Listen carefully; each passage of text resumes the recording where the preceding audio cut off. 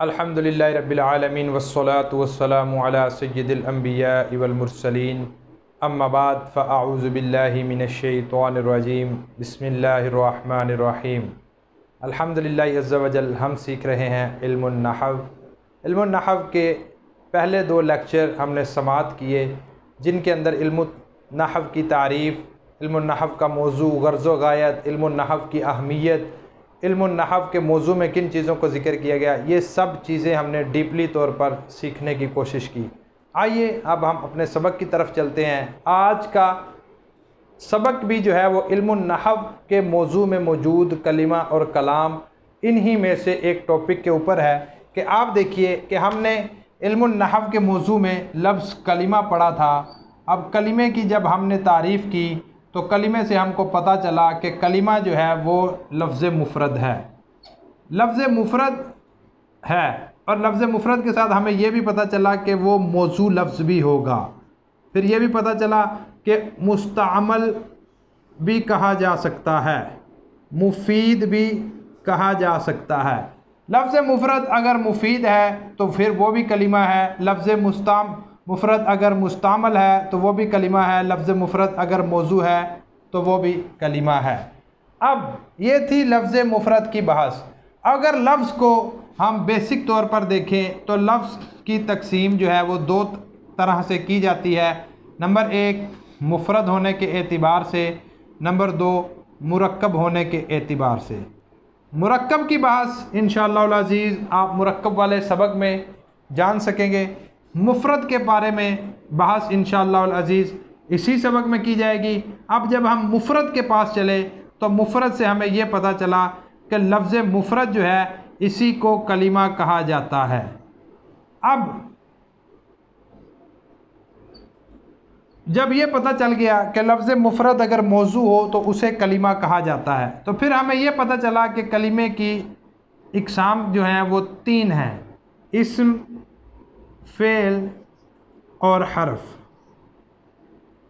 अब ये देखें कि इस्म, फ़ेल और हर्फ कलिमे की अक़साम है। ये वही अक़साम है जो हमने सर्फ़ के सबक में पढ़ी। इनकी तारीफ़ में, सर्फ़ वाली तारीफ़ में और नहव की तारीफ़ में कोई फ़र्क नहीं है।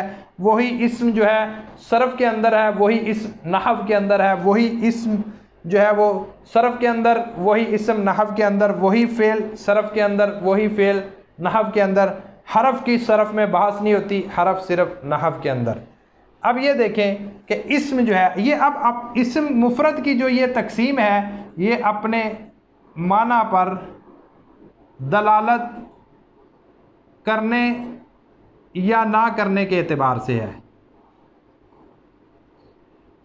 इस एतबार से इस्म की 3 अक़साम ज़िक्र की गई कलिमे की।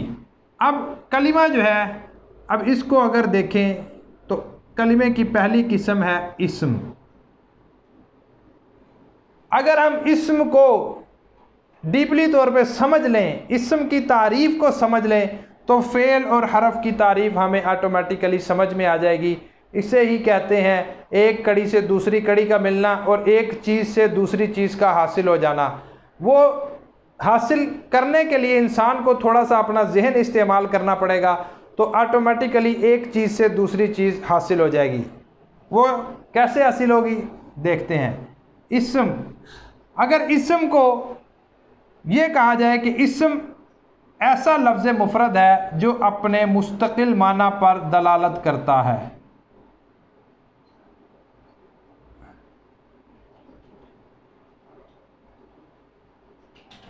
इस्म ऐसा लफ्ज़ है जो अपने मुस्तकिल माना पर दलालत करता है। अब ये थी ऐसी चीज़ें जिसके एतबार से हम ये पहचान करेंगे कि ये मुस्तकिल माना पर दलालत करता है, तो ये इस्म है। अब पहले फर्स्ट प्रायोरिटी पे इस्म ही आता है, तो इस वजह से हमारे जहन में पहले ये बात आए कि ये इस्म है। अब उसके बाद इस्म के अंदर 2 चीज़ें ऐसी हैं जिनका ना पाया जाना ज़रूरी है। अगर वो 2 चीज़ें ना पाई जाएंगी तो फिर ही वो इस्म होगा मुस्तकिल माना पर दलालत करने के साथ। वो कौन सी ऐसी चीज़ें हैं जो ना पाई जाएं? उनमें से नंबर 1 ज़माने का ना पाया जाना। नंबर 2, बगैर किसी दूसरी चीज़ से मिले। ये देखिए, अब ये ब्लू मार्कर से लिखने की वजह भी है कि ज़माने का ना पाया जाना, क्योंकि ये अलग चीज़ें हैं। ये तो चीज़ है कि ये मुस्तकिल माना पर दलालत करना पाया जाएगा इस्म के अंदर, लेकिन ऐसी चीज़ें भी हैं जो इस्म के अंदर ना पाई जानी ज़रूरी हैं। उनमें से एक ये है ज़माने का ना पाया जाना, दूसरा ये है कि बगैर किसी दूसरी चीज़ से मिले अपने मुस्तकिल माना पर दलालत करना। अब ये है इस्म की तारीफ़। अगर हम इस्म की तारीफ़ ऑन वर्ड्स एक रूटीन में करें तो तारीफ़ ये बनती है कि इस्म जो है वो लफ्ज़ है, वो कलिमा है जो अपने मुफरद माना पर दलालत करे या अपने मुस्तकिल माना पर दलालत करे और बग़ैर किसी ज़माने के साथ मिले और बग़ैर किसी दूसरी चीज़ के साथ मिले। ये थी एक लफ्ज़ी एतबार से, लफ्ज़ी तर्जमे के एतबार से तारीफ़। आम तौर पर जो तारीफ़ की जाती है कि इस्म जो है वो अपने मुस्तकिल माना पर दलालत करता है बग़ैर किसी ज़माने के साथ मिले। अब ये है इस्म की तारीफ़। अब अगर ये कोई भी लफ्ज़ है, कोई भी कलिमा है, अगर उसमें ज़माना पाया जाएगा तो फिर वो क्या होगा। अब ये देखें कि अगर कोई लफ्ज़ है उसके अंदर ज़माना पाया जाता है और वो अपने मुस्तकिल माना पर दलालत भी कर रहा है और उसके अंदर ज़माना भी पाया जा रहा है, तो फिर हमारा जहन फ़ौरन से इस्म की कलिमे की दूसरी किस्म की तरफ मुंतकिल होना चाहिए, और कलिमे की दूसरी किस्म है फ़ेल। अब कलिमे की दूसरी किस्म की तरफ जहन मुंतकिल हुआ तो ज़ाहिर बात है कि कलिमा है, तो हमें पता चला कि ये कलिमा है, लफ्ज़ मुफरद है, मौजू है, मुस्तामल है। तो फिर हमने ये देखा कि मुस्तकिल माना पर दलालत कर रहा है। तो जब मुस्तकिल माना पर दलालत कर रहा है और ज़माना नहीं पाया जा रहा, बग़ैर किसी दूसरी चीज़ के साथ मिले दलालत पाई जा रही है, तो फिर हमें ये बात समझ में आ गई कि ये इस्म है। और अगर कोई ऐसा कलिमा सामने आ जाए जो अपने मुस्तकिल माना पर दलालत तो कर रहा हो लेकिन उसके अंदर ज़माना पाया जा रहा हो, तो फिर हमें इस कलमे की दूसरी किस्म की तरफ जाना पड़ेगा और वो है फ़ेल। अब ये बात देखें कि एक ही तारीफ़ के अंदर जब दो चीज़ें पाई गई तो वो कलिमा जो है वो फ़ेल की तरफ मुंतकिल हो गया। अब तीसरी चीज़ क्या है कि अगर मुस्तकिल माना पर दलालत तो करता है या नहीं करता। अगर मुस्तकिल माना पर दलालत करेगा फिर तो वो इस्म होगा या फ़ेल होगा। अगर मुस्तकिल माना पर दलालत नहीं करता, ये तीसरी चीज़ नहीं पाई जाती, तो फिर वो क्या होगा, फिर वो हर्फ होगा। आसान सी बात है, ये दोनों चीज़ें, ये चीज़ जो है फ़ेल का ना पाया जाना और मुस्तकिल माना का ना पाया जाना, ये दो चीज़ें हर्फ की अलामत हैं। और ज़ाहिरी बात है जब ये बग़ैर किसी चीज़ के मिले इसम में था तो हर्फ के अंदर ये किसी चीज़ के मिलने के साथ होगा तो उसे हर्फ कहा जाता है। अब अगर इसको हम आसान से आसान तौर पर बयान करें तो वो वजह हसर की सूरत में इसे बयान किया जा सकता है। इंशाअल्लाह वो एक नक्शे की सूरत में आपके सामने पेश करता हूँ। इंशाअल्लाह सीखने में आसानी होगी और बहुत ही आसानी हो जाएगी इंशाअल्लाह उल अज़ीज़। अब ये देखिए कि कलिमा है,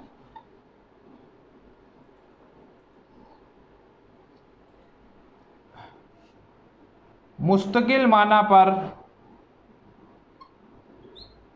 दलालत करता है, मुस्तकिल माना पर दलालत नहीं करता। आसान सी बात है, यहीं से हमें दो चीज़ों का इल्म हासिल हो जाएगा कि मुस्तकिल माना पर दलालत करता है या नहीं करता। मुस्तकिल माना पर दलालत करता है तो फिर आगे इसकी तकसीम दो तरह से कर दी जाएगी कि इसमें ज़माना ना पाया जाए, ज़माना पाया जाए। ये है जी, इस फ़ेल और हरफ को समझने के लिए ये चार चीज़ें हैं जी। अपने जहन में अगर जहन नशीन कर ली जाएँ तो इसम, फ़ेल और हरफ की तारीफ़ात बहुत आसान तरीके से समझी जा सकती हैं।